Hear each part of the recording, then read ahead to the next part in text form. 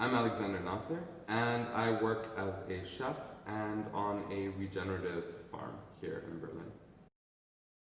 I am making a Maltese fish soup called agliota, and it is traditionally eaten during the Lent time. I find this dish super fascinating because it really represents the sort of melting pot of different Mediterranean influences in one dish, because you have the fact that this is a Lent meal shows this very strong Roman Catholic influence that Malta has had throughout many centuries.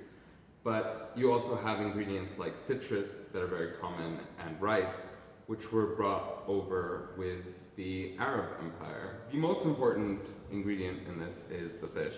So traditionally you would use really strong bony fish that have a lot of flavor, because you would want to make a really strong fish stock out of them.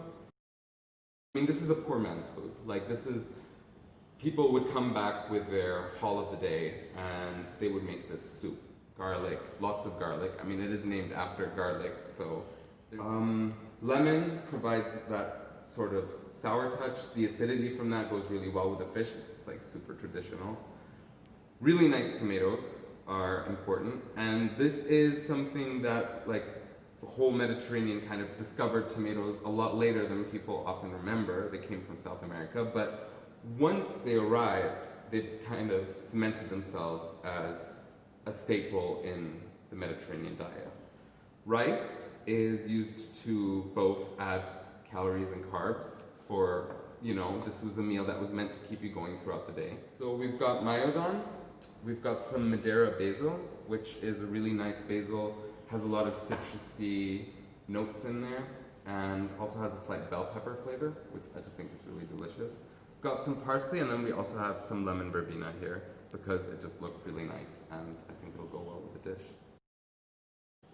I think when it comes to representing the Mediterranean, Malta is maybe one of the best examples of how much variety the Mediterranean has to offer, and how all this trade and all this cultural exchange that happened in the Mediterranean really creates a sort of mixed identity, especially in Malta, because so many elements come from different cultures and they've had such a strong influence that without this exchange of ideas, you really couldn't say that there is one specific heritage of this cuisine.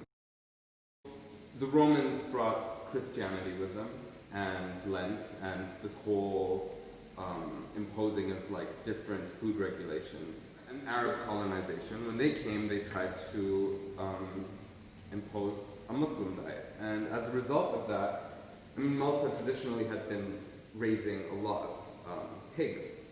But through the rule of the Arab regime, the pigs were replaced with goats and sheep.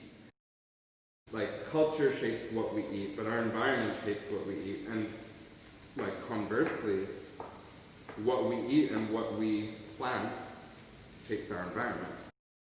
I think you've got a lot of countries that all have their fair claim to, hey, we've been occupied, people have come in, changed our traditions, changed what we're eating, tried to impose restrictions on us. And every country, especially in the Mediterranean, I mean, the Romans, you know, I mean, they did a lot, they also, like, fucked shit up, like.